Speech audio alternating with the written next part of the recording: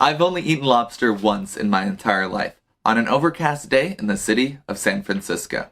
The half a lobster tail that I ate cost $40. As I looked down upon the overpriced crustacean on my plate, I thought to myself, how can a lobster be immortal if I'm eating it? My name is Nikolai, and welcome to Knowledge with Nik. Immortality is defined as the ability to live forever, eternal life. As anybody who's eaten a lobster can tell you, they most certainly can die and can be sold at an outrageous cost, though that used to not always be the case, but that's a topic for another video. So why do we think that lobsters are immortal? The influence of memes and fact pages certainly have helped to spread this information. Lobsters are not immortal by any means, but there is the fact that they don't age, at least not in the sense that you and I do.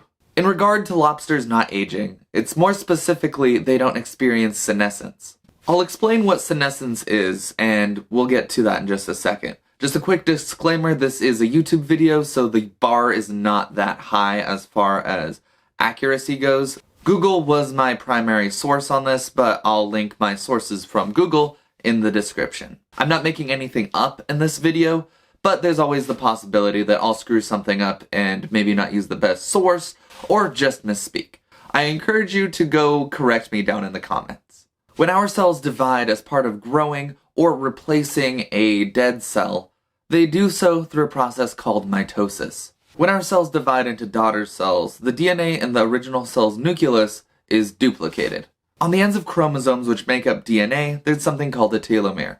This prevents the ends of the chromosomes from being frayed or tangled, not unlike the piece of plastic on the end of a shoelace, which, thanks to Phineas and Ferb, you probably know is called an aglet. Every time the cell divides, the telomere gets a little bit shorter. Eventually the telomere becomes so short that the cell is unable to divide, and that cell dies. The result is your body's not able to repair itself as well as it used to. This, in short, is aging. Lobsters have an endless supply of an enzyme called telomerase.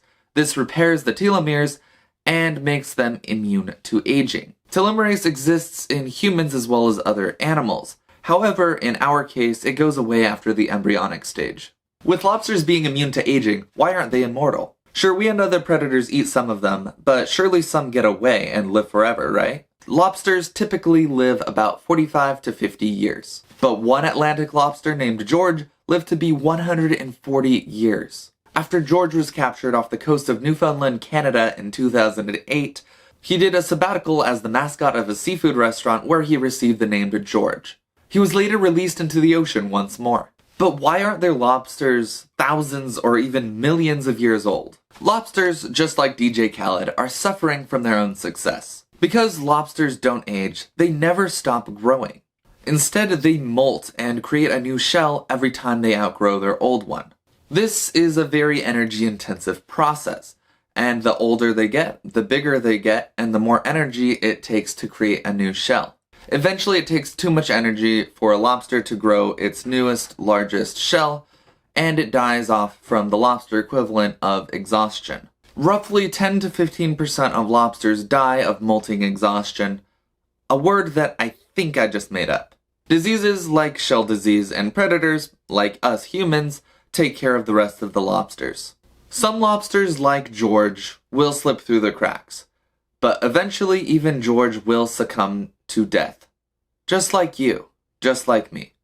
Thanks for watching. Did you know that lobsters used to be considered the cockroaches of the sea and were fed to prisoners? Comment down below if you'd like me to make a video on that topic. Thank you so much for watching. Stay curious, stay creative, bye-bye.